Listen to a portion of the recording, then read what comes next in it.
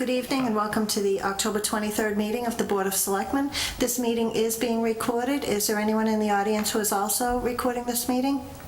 Seeing none, if we could rise for the Pledge of Allegiance, please. I pledge allegiance to the flag of the United States of America and to the republic for which it stands, one nation, under God, indivisible, with liberty and justice for all. The first item on the agenda is public comment. We have no one who has signed up. Is there anyone for public comment? Seeing none, we'll move on to the next item. Under presentation and public hearings, we have a presentation from Tricome Health Corporation requesting a letter of support or non-opposition for a proposed RMD dispensary facility at 15 Technology Drive. Is the representative here? If you could come up and join us. And also, if I could ask board members if we could take these at the same time, if we could move up agenda item 6A, town manager item, which is also for Tricome. So moved. Is there a second? Second. Any discussion? All those in favor? Aye. Aye. Any opposed? The item is moved up. Good evening. Good evening. Good evening. Ms. Jacobson, if you can. Certainly, through the chair, I will turn it to Tricome in a moment to introduce themselves, but just to summarize briefly for the board, Tricome Health Corporation, you may recognize Alex as being the president. He was here before, and he's here with a different attorney that you met last time, and I'll let them explain who everyone is in their roles. But this time they are before you for a dispensary at 15 Technology Drive. So previously they had been here and the board had approved a cultivation facility on Bancroft Street. That facility fell through because the lease fell through with the private property owner. So Tricome Health then pursued another site within the RMD area, so there would be no within the RMD zone, I should say, so there would be no variances required. And just to let the board know, because you did have another company here several weeks ago, that you did give a letter of non-opposition. You can give as many letters of non-opposition as you like, unless you have reasons for not giving it, of course, but there's no maximum to doing that. Just keep in mind, at some point, because of our bylaw, you cannot have more than 2 facilities within a mile without a variance. So right now, if this were to go forward, at some point, whoever goes in first, the second facility would need a variance for being within a mile. And we don't know which facility would go first should this one proceed, because after here, it goes through the state process, and that's completely at the Department of Public Health level. So just thought I'd just preface it by saying you could give another letter of support. It is within a mile, however, of the one that you just did. And given that, whichever one goes first would not need that variance for being within a mile, and the second one would need the variance. So just thought I'd clarify, because I know there were some questions on that before. So Alex, do you want to? Ms. Jacobson, if I can just ask one question before we start here. You mentioned the variance. I just want to address that before we begin. This, whoever the second company to come through could apply to the Zoning Board of Appeals for a variance. That doesn't necessarily mean they would get one, and they would have to go through the usual process and prove, be it, a hardship or whatever that particular variance requires. It's not that you just go to the Zoning Board of Appeals to get a variance and you move forward. It's the same process as anyone else would with the Zoning Board of Appeals. Just wanted to put that on the record, so go ahead. Thank you. My name is Philip Silverman. I'm an attorney for Tricome Health Corp.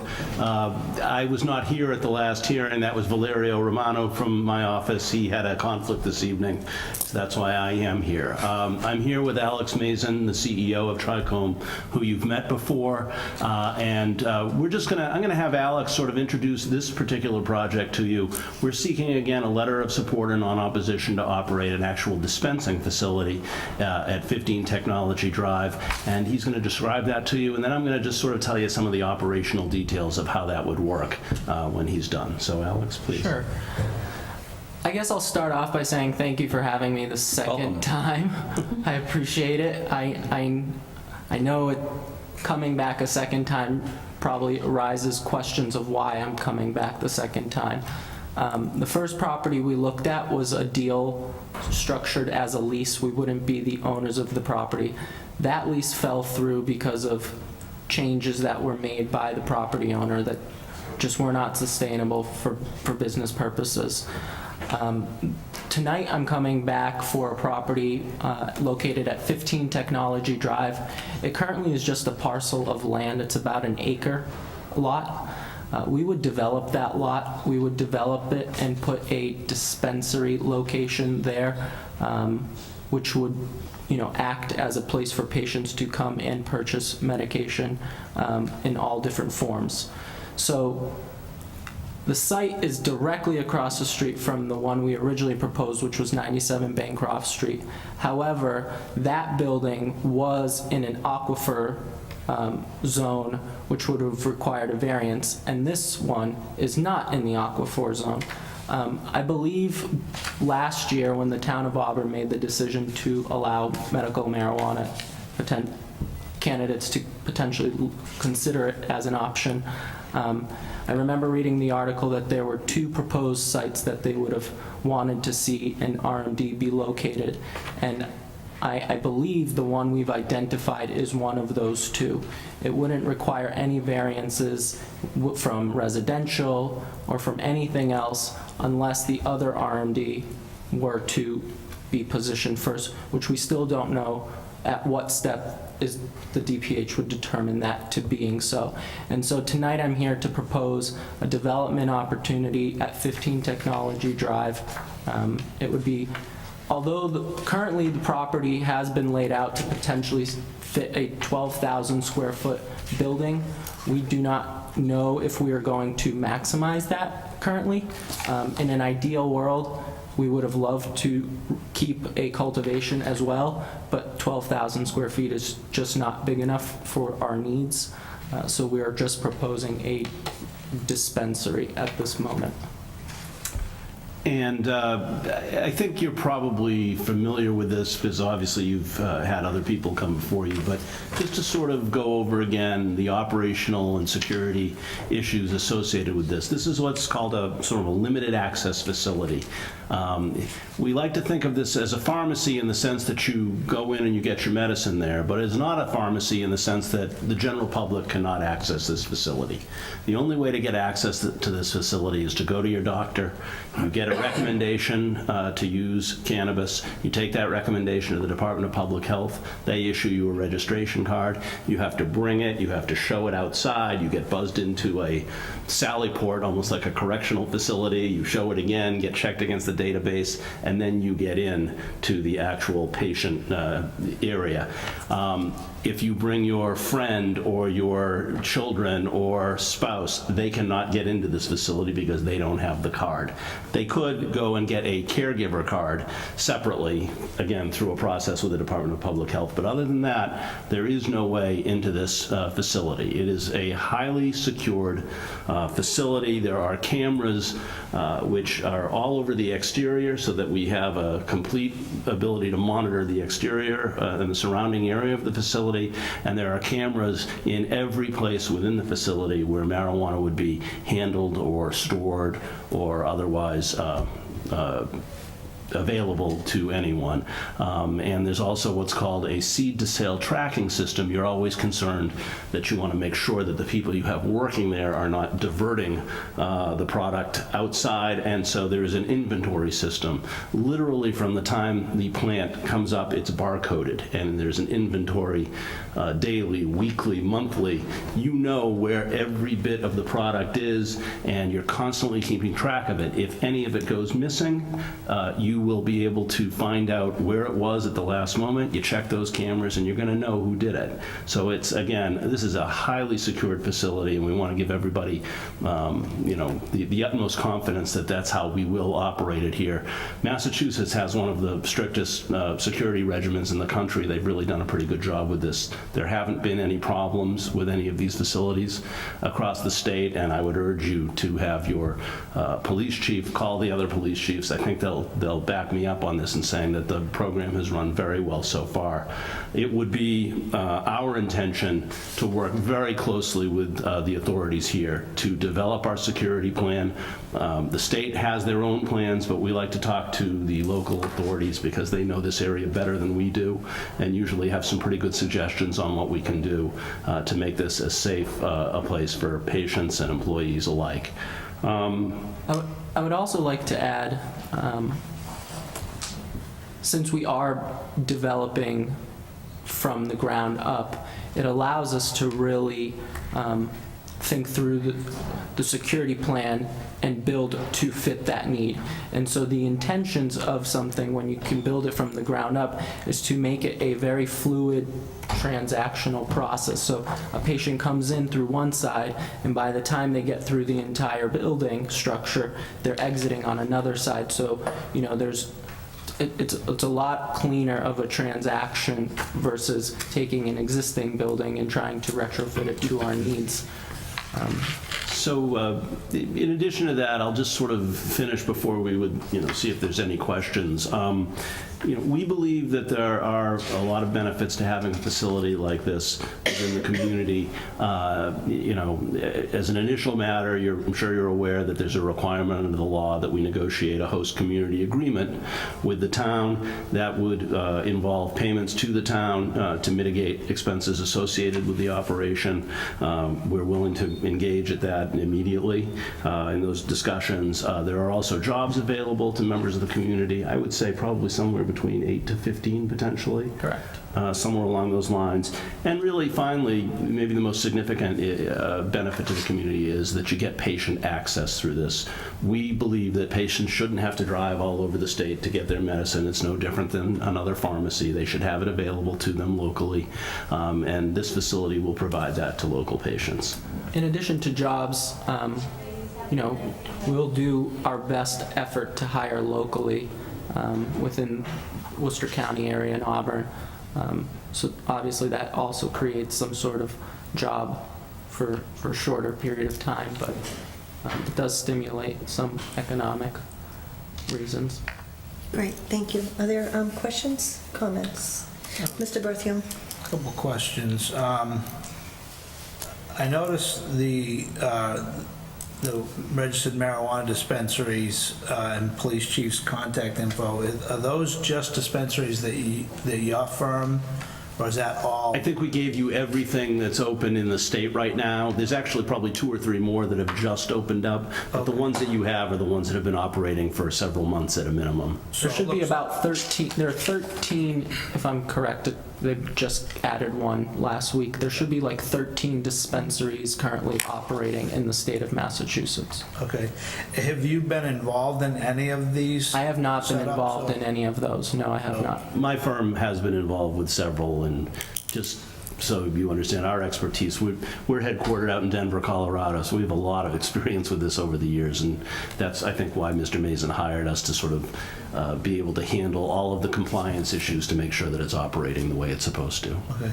And when you came to us last time, it was for a cultivation facility? Correct, yes. And that got denied for whatever reason, and now you don't have any interest in putting a cultivation? The site that we've identified, we've received civil drawings from the current owner, and the lot is only capable of holding a 12,000 square foot structure.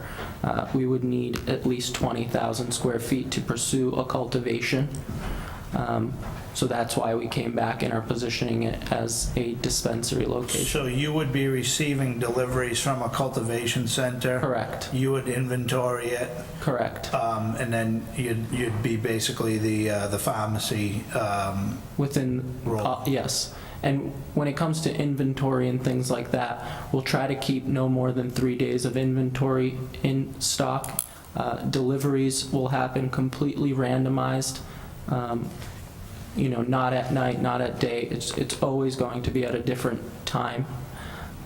And like I said, inventory will be kept to a minimum, but we will also be building a safe vault at the facility. There will never be product in the walkable part of the dispensary, meaning patients will walk in and they may see boxes or packaging, but it would still be empty. And they would walk through with a consultant through the whole process. That consultant would mark down the products that they've requested. That would get put together in the back and then brought out to complete the transaction. Thank you. Anything else? Mr. Holstrom? Through the chair, Mr. Mason, you had said something about you wanted to put it in a dispensary now, and that is for now. That's your words, and I was just kind of curious, have you got plans to do anything else above and beyond what this dispensary is going to be? I meant for now in the sense that if we did maximize and get the 10,000 square feet out, maybe we can do a portion of some of the cultivating process at this site if we decided to go that route, at which we would have to come back and request further support from the community. I was not implying recreational or adult use to... So I understand that, because the way you had worded it, I wanted to be sure I understood Yes, it. and we are happy to add that into the host community agreement, that we would not be pursuing adult use, if that makes the board feel more comfortable. Okay, I thank you. apologize for the confusion. If I may, just as Yes, a comment, I know that this board has given a go-ahead with another facility over on Route 20. I was against that because of its location. We have bylaws in place right now where you would probably need a variance depending upon within that mile area. And it wouldn't be anything against you, wouldn't be anything against the other company, but I don't want to see anything, two units within a mile of one another. So I wouldn't be happy to see two units there. So as I voted no against the other one, and I don't think I would be willing to go forward with this now. That would be my We understand. comment. Thank you. And that's why, we took our time to make sure to work with the town and Julie and her team on really finding the location that the town was trying to locate the RMD in. That was the goal. The intent was never to try to go for something and then request variance after variance and variance. Our goal is to work with the community, and thus we've identified a lot, I believe, that was intended to be developed for these purposes. And our intent of moving forward is that the town will look at the variances that the other licensee has to obtain, which is a couple of them, and that way we'll be able to bypass a lot of the hurdles they'll be facing because of where we've decided to locate the RMD. Through the chair, yeah, you are going to have some hurdles. You've got our regulatory bodies here that you're going to be dealing with. And you know what? I would say go for it and see what happens with it. But myself, there's bylaws in place right now. I like to stay with the bylaws. A lot of work went into them to stay with it. And if the second company came in and said the same thing, I would probably make the same comment. That, We understand. Thank you. Thank you. Thank you very much. Anyone else? Mr. Liberty? Through the chair, how many patients are you anticipating serving at this site? Our intentions is to open the location in 2019, probably in July or August of 2019, according to today's timeline. Timelines do change. I will warn everyone here. I will do my best to stay on them. At that point, we think we'll be seeing probably somewhere between 60 and 80 patients a day, but potentially upwards to 100, 120 patients a day. That really all will be dictated by what will happen over the next year by other dispensaries. However, we're seeing the patient count continue to grow month after month by about 10%, and I do believe it will continue to rise. And so today I would estimate maybe 80 patients a day, but I've also been told, more like 120 is a realistic expectation. Thank you. And another one through the chair. Yes. 10 an hour for an 8-hour day, I think, would be a fair estimate. We will have ample amount of parking as well. We'll be putting at least 20 parking spots on the lot to make sure we don't run into any traffic issues and things like that. Mr. Liberty? So you're going to be taking it from another facility. Do you know where, or have an idea of where you're going to have a cultivation facility? Our cultivation facility is located in Lakeville, Massachusetts.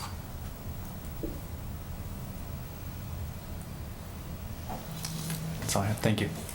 Anyone else? I just wanted to make a couple comments.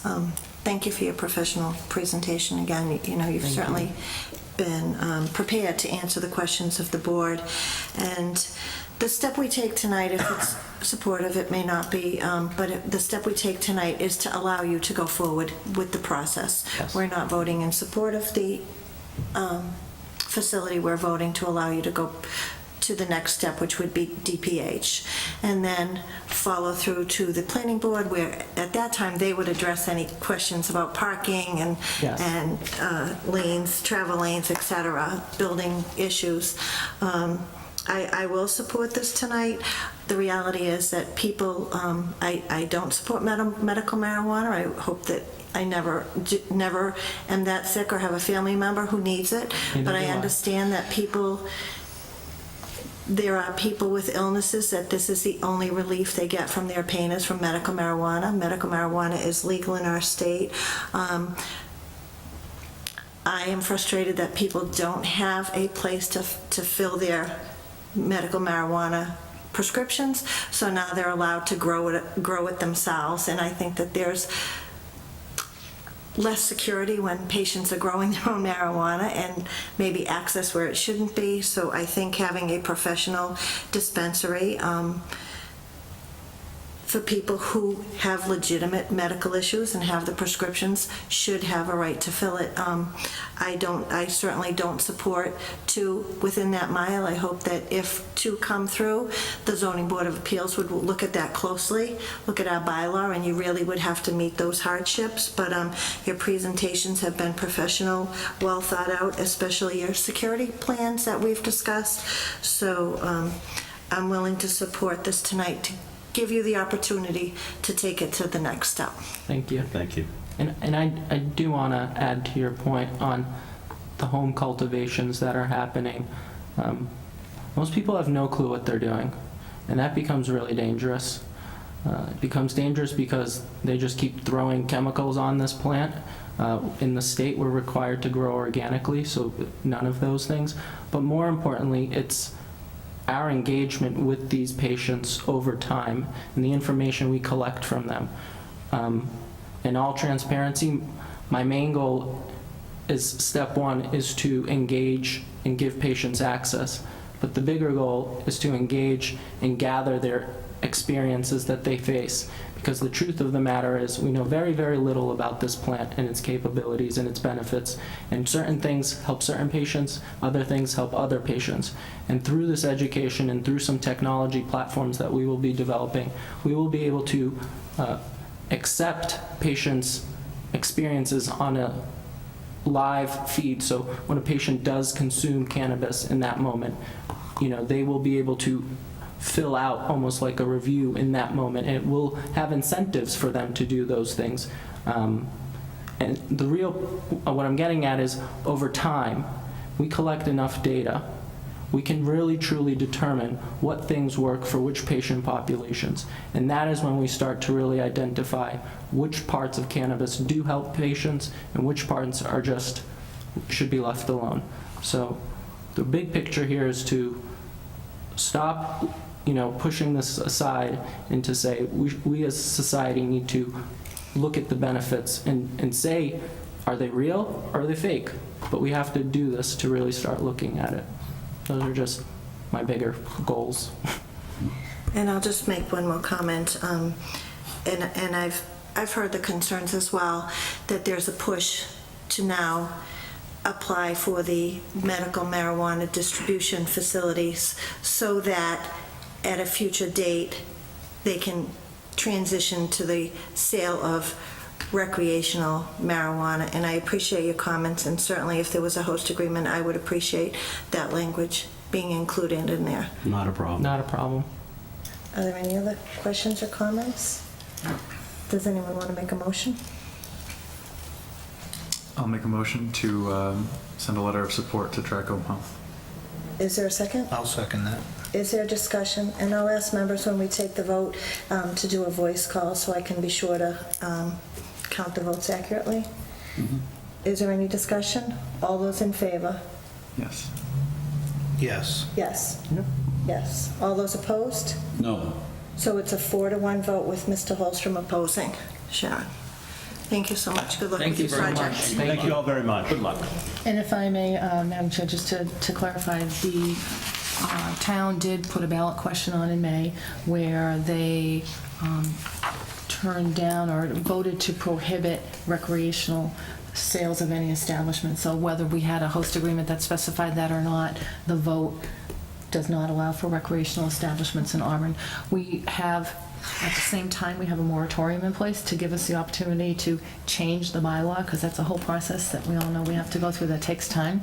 So the bylaw now has to be changed to prohibit recreational, but the vote was to prohibit. So I just want to assure you and the public that host agreement, language or not, that's not an option here in Auburn based on that ballot question. Thank you. Thank you. Thank you. Thank you. Good night. So much.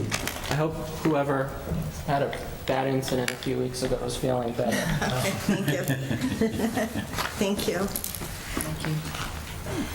The next item we have is a change of manager for Apple New England LLC at 680 Southbridge Street to Brandon John Bozick.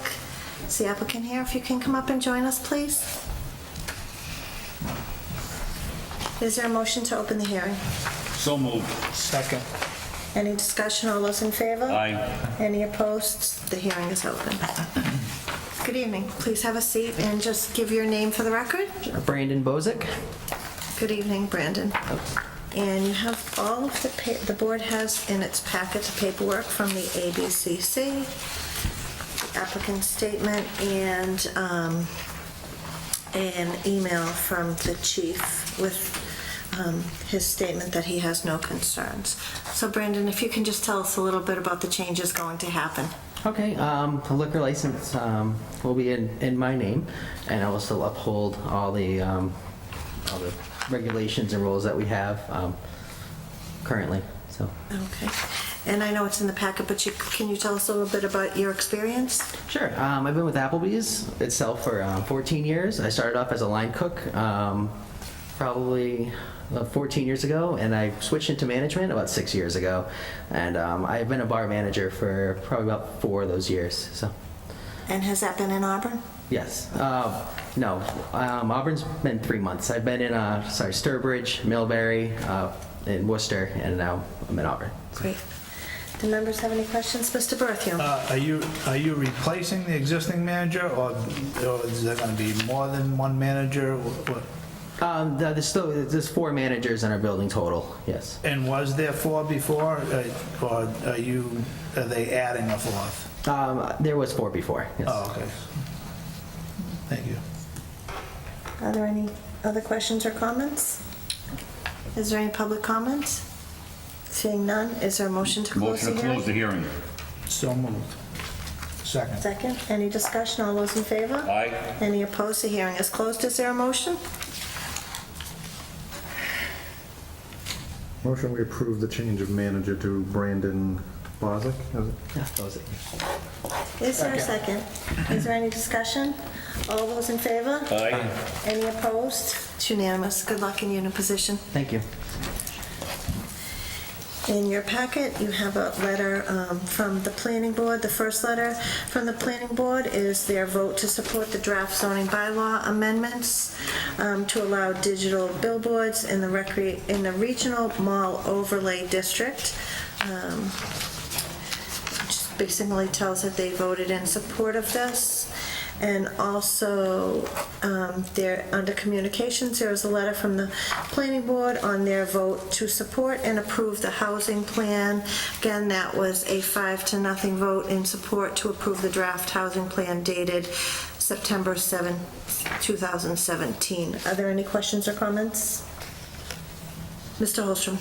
Through the chair, just a comment, I had a chance to speak with town manager and said that there's been a lot of discussion and some revisions made to what they want to do to install these signs, and I believe that all the concerns, the questions, comments that were made at our last town meeting have been addressed, and I believe we should go forward with this. Thank you. Thank you, Mr. Holstrom. Anything else? Through the chair, just to clarify, if I may too, as Mr. Holstrom said, it is on the fall town meeting warrant tomorrow evening, article number 23. And if anyone does want to see any more information on it, we had an informational meeting on September 28th at the high school, and that is available online on the town's website. If anyone has trouble accessing it, let me know, but the entire presentation is available on our website. And like we did on the 28th, the company will be bringing a approximately 5 by 10 foot sample of the billboard. So if you can get to town meeting a little bit early, you can see it outside. It will be dark. You'll be able to see what it looks like, and you can see that there is no ambient lighting at certain angles that have been discussed previously. It's a great demonstration. We're going to put the model right outside the door to the gymnasium on the upper level parking lot, because most town meeting members come in there. So if you get there a couple minutes early, you'll be able to see it. So thank you very much. Anything else on this? Seeing nothing, moving on. Under Board of Selectmen general items, we have Auburn Youth and Family Services one-day beer and wine license. Before we get there, is just a point of order, communications to the planning board for the housing plan? Yeah, I mentioned that it was a Okay. 5-0 vote Okay. in support of the housing plan dated September 7th. Thank you. I just didn't know if anybody had any questions or Yeah, comments. oh, on I'm that. sorry, did anyone have any? Okay, thank you. I read both at the same time. Thank you, Mr. Holstrom. Auburn Youth and Family Services one-day beer and wine license at the Pappas Recreation Complex on November 26th. Is there a representative here? If you can come up and join us, please. We know who you are, but if you could just give your name for the record, please. My name is Dorothy Kaufman, and I'm a board member at Auburn Youth and Family Services, and I'm also the director of the Auburn Rocket Race, which is a 5K and 1K to support AYFS. Great, thanks. So in your package, you have an application for the one-day beer and wine license. You have the drawing as to where the beer tent would be, the liability insurance. There's a memorandum from the DCG, which I believe you were the one that met with DCG, correct? And you're familiar with their memorandum? Yes, The that's terms? And then also the facilities use application permit. So do any members have any questions on the documents first before we move on to Mrs. Kaufman? If you can tell us a little bit about what you're planning that day. All right. Thank you for your time this evening, by the way. So this is our 5th year doing the race, and we, through surveys, we are trying to listen to the people and give them their post-race beer. However, knowing that it is on town property, we really want to be very strict with our rules. So we are not going to be selling the alcohol. It will only be available to those who have run and who have presented an ID twice. Basically, when they come in and they pick up their number that day, or they can present their number if they pick up their number before, they will then need to show their ID to get drink tickets, and then also to enter into the beer tent, and they'll also have to show their ID as well. And they'll have a bracelet. They'll get a bracelet with their ticket, and then they'll have an X mark on their hand.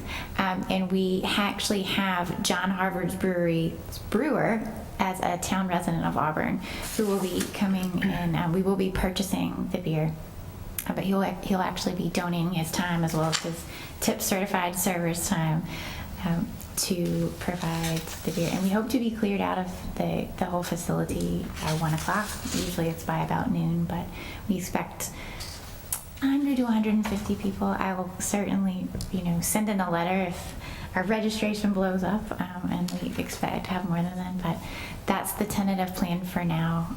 And we don't expect starting to serve any alcohol probably until 10:30 or 11 when people start coming off the racetrack. So. Okay.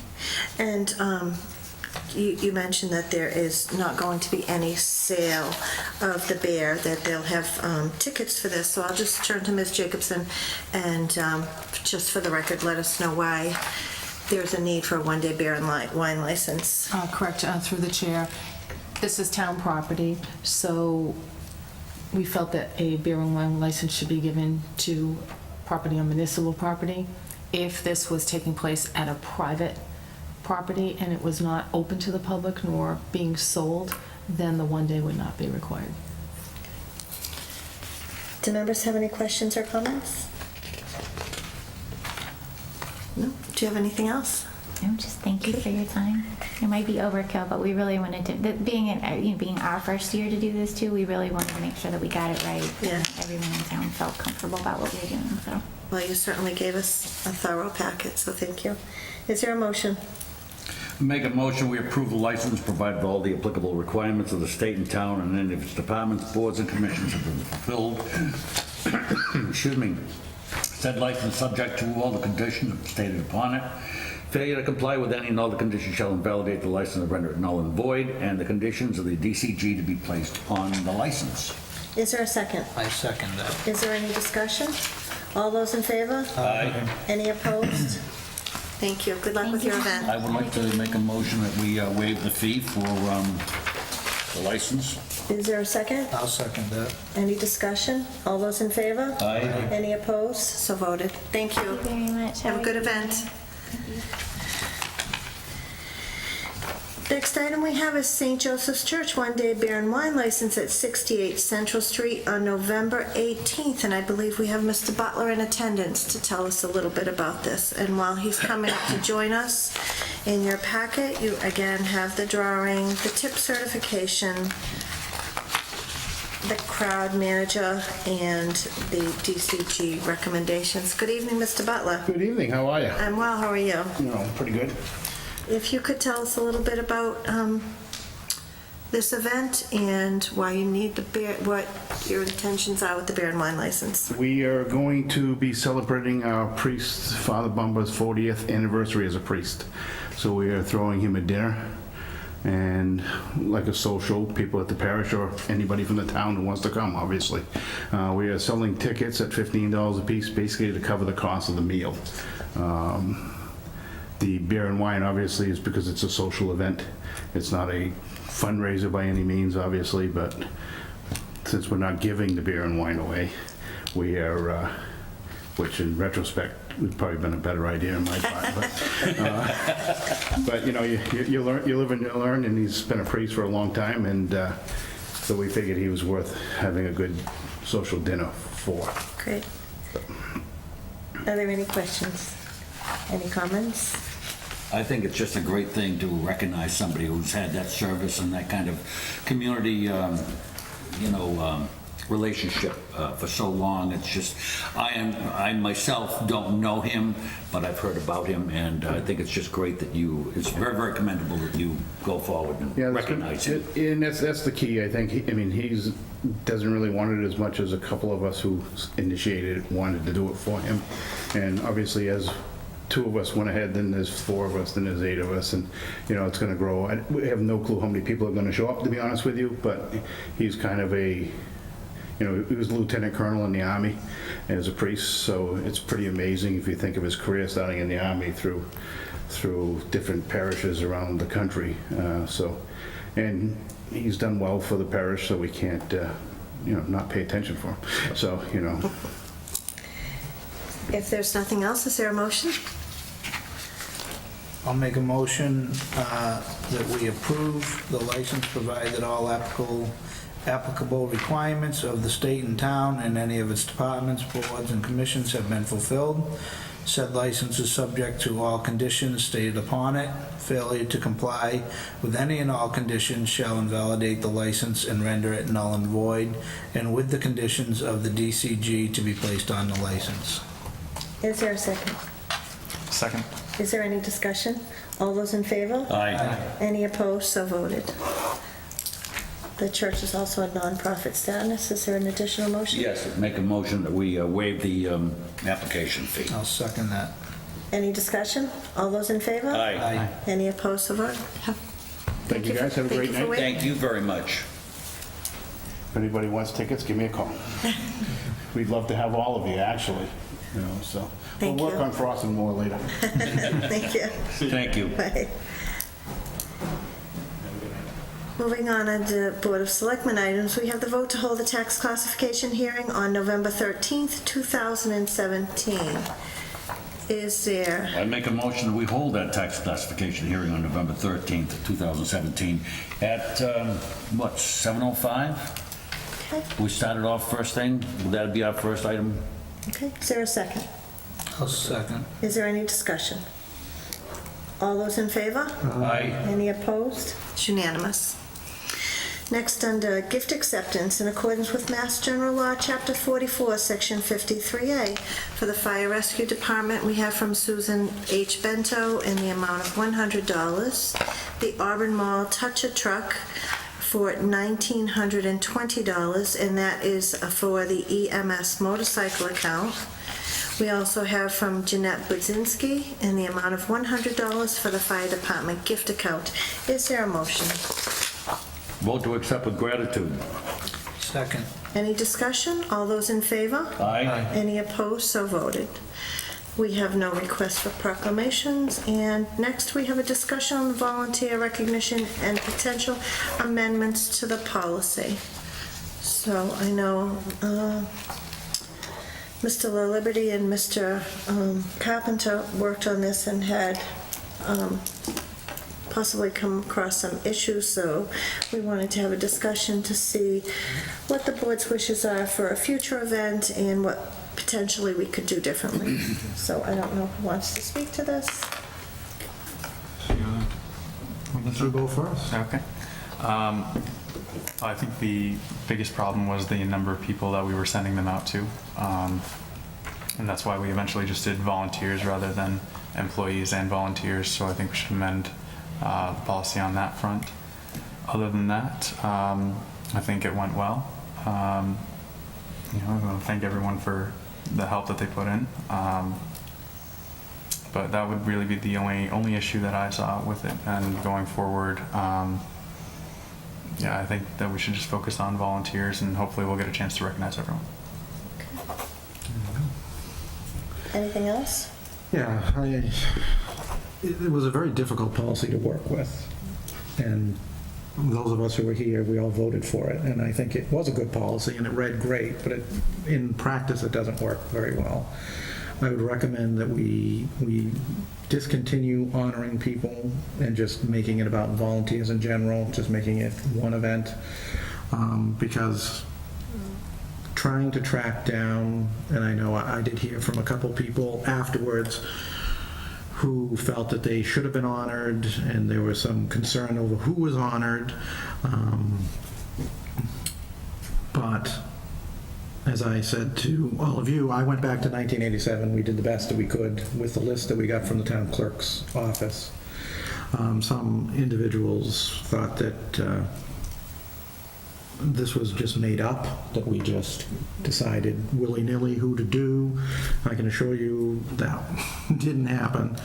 And the other thing that was somewhat confusing, the Housing Authority had a discussion at one of their meetings as to 3 of their members serve on the town side as well as on the Housing Authority, where 2 do not.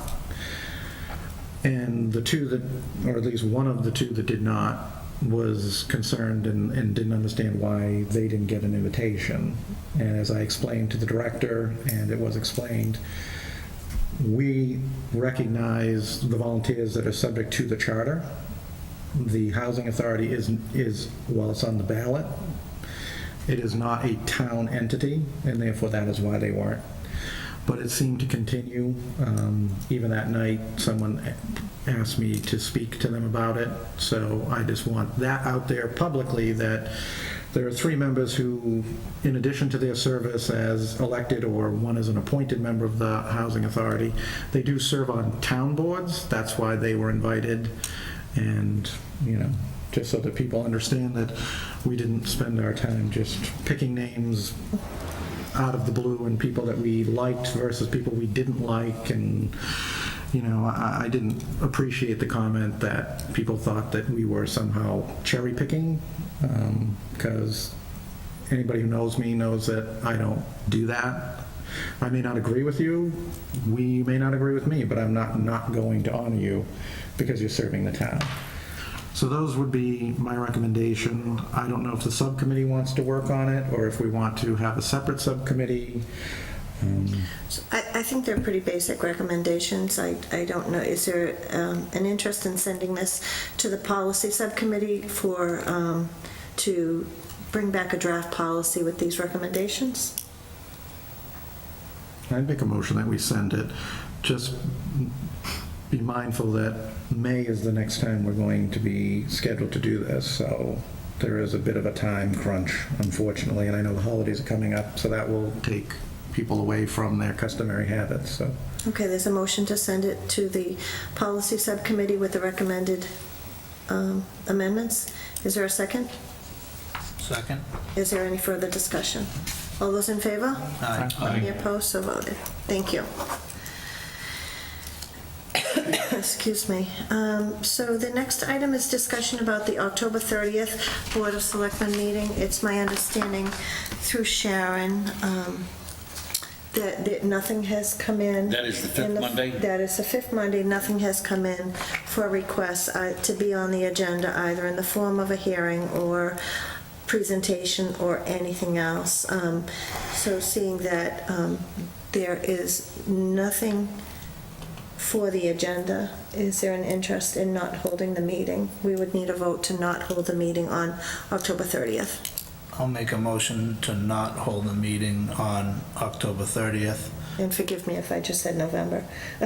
Do we need to put a stipulation in that, No, it's just this one meeting. just one meeting? Okay. Is there a second?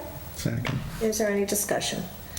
All those in favor? Aye. Any opposed? It's unanimous. And also on the agenda, and I had, again, discussion with the town manager and with Sharon on potentially moving the start time to the Board of, for the Board of Selectmen meetings. This is just discussion for tonight. There's no expected vote. But as board members know, I mean, it looks like we'll get out of here fairly early, but we've had some meetings that have gone long. And what I've noticed is we have people sitting, waiting for their agenda item. A lot of them involve department heads or town employees who have already had a long workday because Monday is their long day, and then to sit in the Board of Selectmen meeting room, you know, till 9:30, 10 o'clock makes for a long day. And again, I hate keeping anyone out that late, be it a resident, you know, someone who's here for a license, or a department head or town employee. So I was just going to open it up for discussion and thought and a vote at a future meeting if there was any interest in starting the board meetings at 6:30.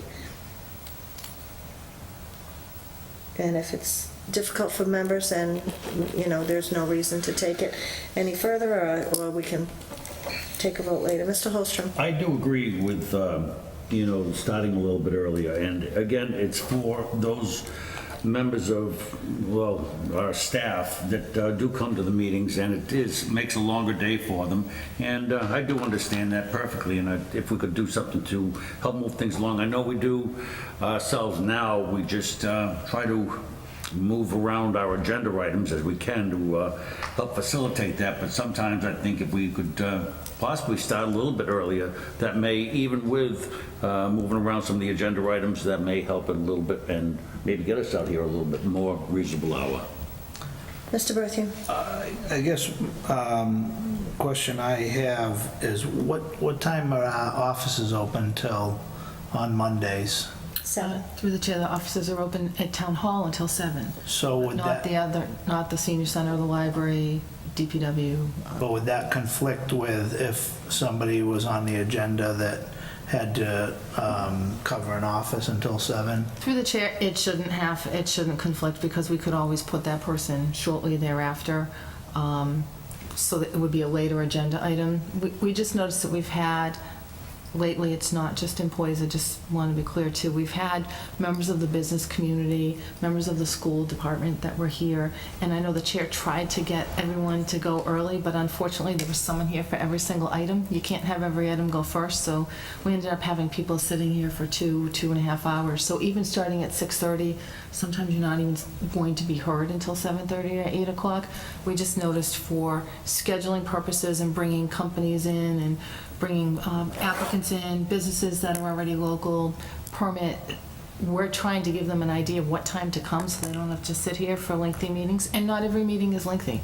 But we would be able to work around it with regards to town hall, because primarily those employees that attend and speak aren't those who are covering the telephones, they're generally the department heads. Mr. Carpenter? I certainly don't have a problem looking at it.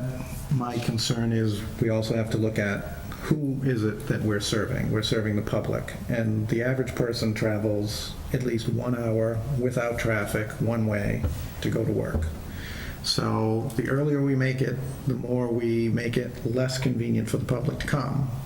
On top of the fact that we also make those employees who might come here at 6:30 not available to the public at a time that might be more convenient for them. So those are just two things that concern me about moving it up. I do know that we have several meetings. Other boards meet at different times during the workday. You know, I think that's very hard for people who work to be able to get to a 5:30 meeting or other meetings that are held much earlier. So, you know, I think we have to keep in mind who we're serving, and it is the public. So that would be my reservation, as well as not being available to meet with people 2 out of the 4 days. And then if you come into the fact that we have a lot of Monday holidays, you're now shrinking that time frame for employees to meet people after a work hour to maybe once that month. So those are my concerns about moving it. But I'm certainly willing to think about it. Personally, I think we need to look at how the agenda is looked at and how we organize it and how many presentations we have. I think we need to manage that better. I think that could help. I think the last meeting we had an awful lot. Could we have done another meeting, just a business meeting, and gotten some of the presentations out of the way? You know, those are the type of things that, you know, we never, in the 3 years that I've been on the board, had a 5th meeting, ever. So could we have had some of these presentations on a 5th meeting as opposed to taking that night off? I know we don't have as much responsibility as prior boards did, but they actually used those meetings as working sessions. They used them for further and fuller discussions so that you're not backing things up. But those are my general thoughts, but I'm happy to pursue it and see where we go.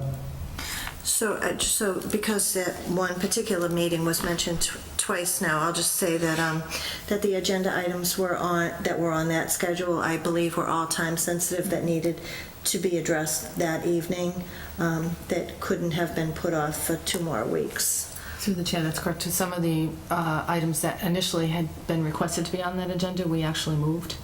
So we moved those that were not time sensitive so that we wouldn't be there any longer. But unfortunately that evening, if I recall, the housing plan had to be in by the end of the week. We also had warrant articles that had to be voted on, and that's where you had a lot of members of committees, boards, commissions, school committee members, and school department members sitting here. And I think that's kind of what triggered it was, yes, we serve the public, I agree, and the public and the residents are members of our boards and committees. So we've had members of other boards and committees sitting here for a couple of hours when we had no choice. But again, I can assure you, at least on our items, we move whatever we can to try to reduce the time that it takes for presentations, and certainly we'll continue to do that. Sometimes we just can't. Mr. Berthiaume? You know, again, I do think we should continue to discuss this. A couple of, you know, things that come to mind is, you know, is Monday the best day? If we're going to discuss time, why don't we think about everything as a whole? Is Monday the best day where the town employees already work until 7? You know, do we extend their day even further? And the other thing is, I'd like to hear, you know, some of the ideas from the town employees. I mean, do they want to have a chance to go grab dinner before they come to a meeting? And talk, it gives us a chance to talk amongst, you know, people in the community too. Because again, it might be that they may want to go home and have dinner with their children and then come to the meeting. So by moving it up, are we forcing them to make sure they get here and not having their family time? So I think there's a lot of things that fall into before we just change the meeting, and I have no problem if we change it to Mondays at 6:30, but I want to make sure that, like Mr. Carpenter said, make sure that, we're kind of considering everybody in the whole thing, so. Is there anything else? Actually, that brings up an interesting point. We don't have to meet on Mondays. We could meet on another night. That should be something that we should also consider, that perhaps Monday night isn't the best night to meet. Through the chair, if I can add, 6 years ago, we changed the hours of town hall to be open the night of a board meeting intentionally, so that we would have employees here up until the time that you all came, so we could be here for people who were coming in to help them. So if we moved the board meeting to another night, we would probably have to change the hours that were open for town hall to that night, because we're now able to have clerical staff and other union positions be here until the time that we start the meeting. And those aren't the same people that are coming to your meeting at night. Those are the people that are at the window. So as people are coming in here for meetings, they're going to the window and they're staying open on the same night. We're also able to have clerical staff and do minutes and go to meetings, and we don't have to incur the cost that we were incurring prior to that, where we had to bring them back for a 3-hour callback on those evenings. So we've scheduled a lot of our meetings now for Monday nights where those clerical staff can give support to those committees and boards that we do support. We don't support 100% of them, but those that we do, we try to do on Monday nights where we can get somebody in there. So we're certainly willing to look at it, but I would say that from an operational standpoint, it was more economical, more cost-effective to be open until 7 on the night that we have a board meeting, whatever night that ends up being. If there's nothing else, we'll put it on a future agenda for a continued discussion and a potential vote. It's just beginning the conversation on this. Under town manager items, we've taken care of, Tricom, Health Corporation, and the next item is the fiscal year 19 budget. Ms. Jacobson. Already? Where's the time gone? It is that time of year, everyone. That exciting time of year that we're working on budgets, and I'm going to turn to Ed Kazanovich for discussing it, but just wanted to mention that we are in the process of getting together our budgets for FY18. We're in the process of getting together our CIP, and we were looking for some feedback from the board if you had any priorities that you wanted us to consider. But I'll turn to Ed. Thank you, Julie, and through the chair. We can now really begin to build a framework for FY19. We are planning on a proposed budget date of November 15th for our budget kickoff. That doesn't leave much time, but certainly when we're on a schedule where the budgets are due in the beginning of January, it really doesn't leave much time for departments to formulate their needs and incorporate that into their request. But as we always do, we are just seeking any guidance or any information from the board relative to any needs or priorities that you may have that you can make us aware of in preparation of at least building potentially something into the budget. Given our limited resources, there are always a list of priorities, and we have to go through them and see what we can fund through limited taxation. So there's not much time. The clock is ticking. We've already started putting together, based upon some assumptions we made at the town meeting that's going before the town meeting members tomorrow. So we're hoping to at least start a conversation, and if there's anything out there that you would like to see incorporated in the budget, we'd like to know about it now rather than when the budget is released in January. Do members have anything on this? Mr. Berthium. I'll just say that, I'd like to continue to see movement with the businesses as far as tax classification. I think that the commercial community is very important to our town.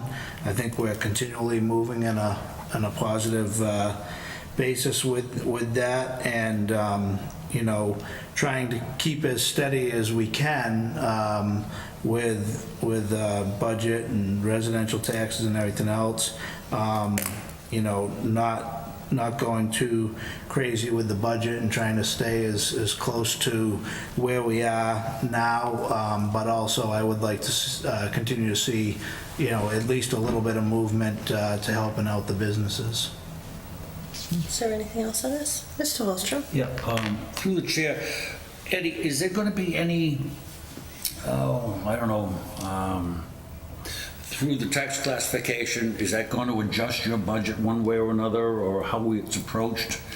I know that from year to year, you've been very, very good. You've been conservative with the numbers coming from the state, so we're watching all the time and taking care of things. But with the tax classification coming, is there anything that we're going to have to be paying a little bit closer attention to?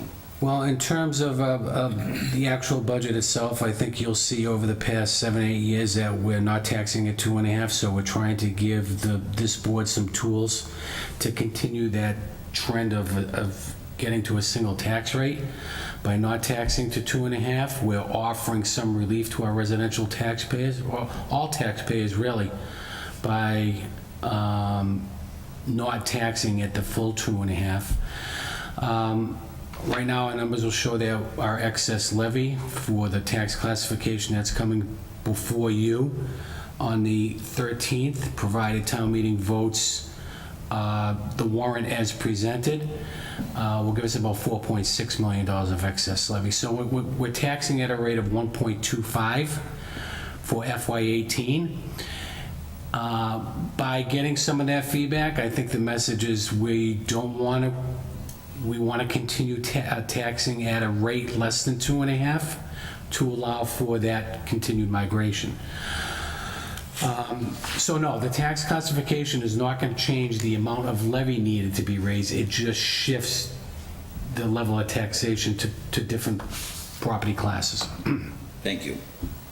Anything else on this? No, Mr. Carpenter. I just want to be very cautious with talking about the business community and all of that, because we just got presented the figures. So we have gone from a factor of 156 to 120 in a very short period of time. So I think we have taken care of our business community, at times at the risk of and at the cost to our residents. So I think, I don't know where I am on tax classification, but I think we need to focus on the residents. I hear from the residents quite frequently. I'm sure others do too. They are very concerned about their taxes. We have as we know, our demographic is heavy on seniors who cannot absorb these large changes that boards have made in order to accommodate this goal. So I would suggest that. My other concern, and I know I've talked with Julian about it, and I raised it with Ed tonight, about how many buildings we have and how that is affecting the money that we have for the actual programs. We have a lot of buildings, and we spend an awful lot of our budget housing people in buildings. We're talking about potentially doing something with fire and police. That's another vacant building. Randall was never intended to be a fire station. What's going to happen there? You know, do we need that building? And that's going to be a cost too. So we have to start planning for potential taking down buildings. You're not going to make any money on these buildings. They're old. They've got asbestos and various other environmental hazards. So I really do think we need to start thinking about how many buildings we have so that we can actually put the money where it belongs into the program. So that would be my thought. And yes, I agree we should be taxing at the lowest possible rate. I am also concerned about crowding here at Town Hall. It seems like, you know, the offices were never intended to have the staff that they are. And, you know, as we're looking at the building down the street, I know we've discussed it in general, but I would like to see us put some money away for that, and as well as if we're going forward with the fire and police, I'd like to see us put more money into stabilization over the next few years so that we're not borrowing and we can actually pay for some of those costs. out of money that we've already asked the residents for. Anything else, Mr. La Liberty? In general, I've said that I support moving on the rate. I think that it's important for the business community. I'm sorry, I just want to interrupt you for 1 second, just kind of a comment on this. Not all members have met on the tax classification, not all members have the numbers, and we just set the tax classification hearing tonight where we'll discuss those numbers. So I just, and I know, Mr. Carpenter mentioned it briefly, I just don't want to get in a discussion about the numbers or positions on tax classification because, again, we haven't all had, and so the public knows that each member individually meets with the assessor for an annual review to look at the numbers, but as I stated, not all members have looked at them, and we just set the tax classification. So just keeping that in mind, just don't get too deep into the actual numbers or position on the tax classification. Well, I was just going to say that I'm going to echo what Mr. Carpenter said about the large number of seniors in town and watching out for them. So I would be cautious in moving forward. Great, thank you. Anything else on the budget priorities? Anything else? No. On the budget priorities? Thanks so much. The next item we have under town manager items is the Vigil of Hope and ongoing opioid prevention initiative. Mrs. Jacobson. Through the chair, I just want to thank everybody who was involved. Last Tuesday evening, October 17th, we had a Vigil for Hope at the high school, and a lot of people worked really hard to put this on. It was a grant that we received from the state that kind of kicked off a year-long series of events and programs at the middle school level for opioid prevention and education at the middle school level. So last week we had the school department, the police department, the fire department, the Board of Health, many town employees putting this, a lot of work into it with a lot of members of the schools, the middle school themselves, a lot of teachers and administrators and their principal and their vice principal. There were so many people who were involved, it's hard to thank them all. And also want to thank the speakers. We had the chairman, Doreen Goodrich, spoke. We had Senator Moore, Representative Frost. It was just an event to kick off an ongoing series of events and curriculum that we're going to have at the middle school level. The grant monies will be used for some of the purchases of educational materials for the parents, as well as for an event that I believe we're looking at potentially April 30th, although I don't know if that's been confirmed yet, for Chris Clinton, who's a former Celtics player, who has just an amazingly powerful, incredible message to give. He has spoken at the high school before, but not at the middle school. So looking to have him come in for a program for both the students during the day and potentially for the parents at night. Certainly at that age, we want to make sure we educate the parents as well as the students. So I want to thank also Doreen, as well as the district attorney's prevention committee. Do I have it right? Yeah. Okay. Opioid Task Opioid Force, Task yeah. Force. Thank you for their work too. So it really does take a village. It's not being contrite to say that. It really does take the whole community to recognize that this is a major concern, and everyone's pulled together, and it's been a really good experience. So thank you, and we look forward to other events going on for the rest of the year. Great. Thanks. Thank you. Nothing else on this. We have the Amazon proposal submitted by the City of Worcester. Mrs. Jacobson. Through the chair, I did let the board know last week, and there is a copy in your packet. I tried to send everyone the link so you could look at it online, but the document is so large. Most computers can't open it unless you have a lot of capacity in it, so you might have had trouble. So there is a copy in your packet. Just by way of a little bit of the history of this, this is a City of Worcester proposal for the new Amazon headquarters, the second headquarters. It is a national, actually an international competition. They're looking at North America. So this also includes competitive bids from Canada. So Auburn on its own didn't qualify. We couldn't meet all of the criteria that were put there. But if anything, maybe we can be a satellite location. Maybe a smaller office would be here if Amazon went to Worcester or anywhere in the state. We still remain a very viable place for businesses. We have the transportation, we have great highway access, we have great qualified workforce, they're educated, we have a good business base. So because we weren't qualified on our own, but we didn't want to lose the opportunity to showcase Auburn, and maybe it's not Amazon. Maybe Amazon looks at it, but we get a lot of attention, and another company spots it and says that looks like a great place to go. So we reached out to the city of Worcester and asked if we could be part of their application as satellite sites, other sites for consideration. So the city of Worcester, as you know, they did put together 100-acre parcels, series of parcels along Route 20. So we felt that our best options for securing some type of satellite or spin-off activity at Amazon would be to look at other sites on Route 20.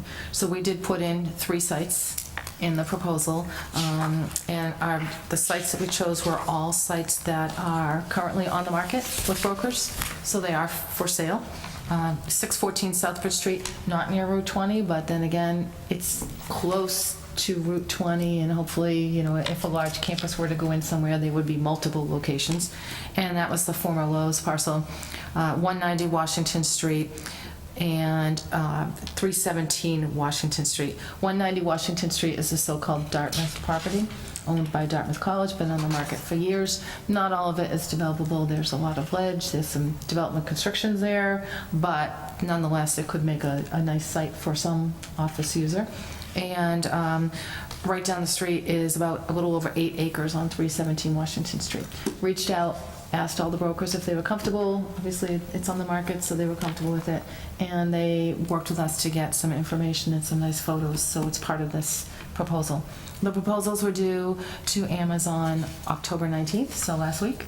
And as you can see from all the news, there's a lot of proposals, a lot of competition, hundreds of proposals. But we're grateful that the city of Worcester allowed us to join in with them as part of a regional approach. And yes, it is a city proposal because they were able to put together some nice financing packages too for the city parcels. But we hope that maybe we can get some piece of this if Amazon does look at it. Mr. Holstrom? Yeah, and you're right, Julie. The going through, seeing the TV shows, at the news broadcasts, there's a lot of competition out there, and yeah, and I think I noted to you in one email is Robin going to be ready for something like this? And that would be a big step forward, but I think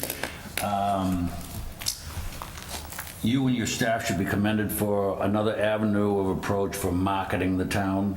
Even if we don't even get to a point where Amazon is with us, even if we don't have anything as satellite or support for them, we're still on the map marketing the town of Auburn. I think it was definitely a great approach to approach Worcester and say, can we just ride on your coattails? But we're a viable alternative to a lot of places, and I think that if we can market town this way, it's another avenue, and I think it's a great thing to do, and I thank you very much for proposing that and going forward with it. No, thank you, and thank you to the Chamber too, the Worcester Regional Chamber, because and we've had several meetings. We all understand if we're going to make any individual town or city strong, you have to make the region strong, and vice versa. So if Amazon or any other nice corporation goes to a local community, they're going to have more jobs than we can certainly supply or that community can supply. So we all benefit from a good corporate citizen. So we want to do more regional marketing. And if you look through this, some of the materials that were pulled together by the Chamber and the city and what we gave from our piece in Auburn, it's impressive. And I think maybe it will catch the eye of some company down the road. And it's certainly materials that we can continue to utilize over and over. Anything else on this? Do you have anything else? I am also. Okay.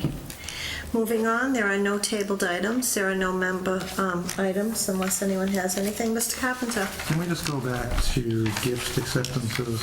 Sure. I believe it's 6D. Sure. Sorry, 5D. We have a substantial gift, and I would like to make a motion, if it's in order, that we send a letter that the chair signs thanking the company that made that very generous donation to EMS motorcycle account. Was that the mall management? Yeah, that came from the Touch a Truck event through Bank of America and the mall. So yes, we can certainly send. Any discussion? All those in favor? Aye. Any opposed? So voted. If there are no further member items, we'll move on. There's no public comment. We have the minutes of September 25th, 2017 before you. Are there any corrections or omissions? Comment?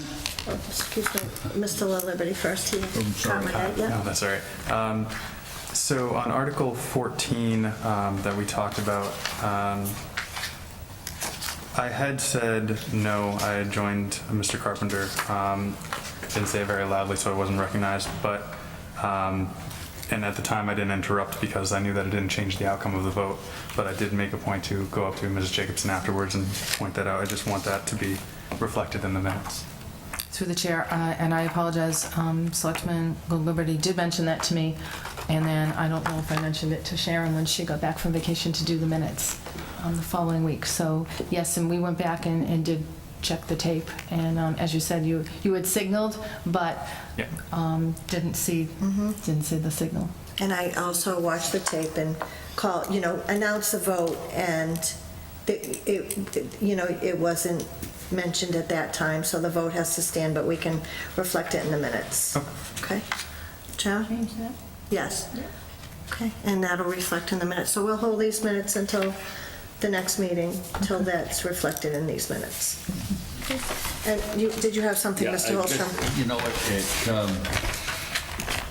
I guess I have to direct a great thank you to Sharon. I mean, she's put together these minutes for our meetings, and they become very, very complex, very, very comprehensive, and, well, for the most part, 99.9% accurate. There's a few things that are going to be left, but it was something as far as this document is. She's done an awesome job with it, and I just wanted to say, again, thank you, Sharon. You're welcome. We all echo that. Is there anything else before the board tonight? Is there a motion? Motion to adjourn. Second. All those in favor? Aye. Any opposed? We are adjourned. Thank you.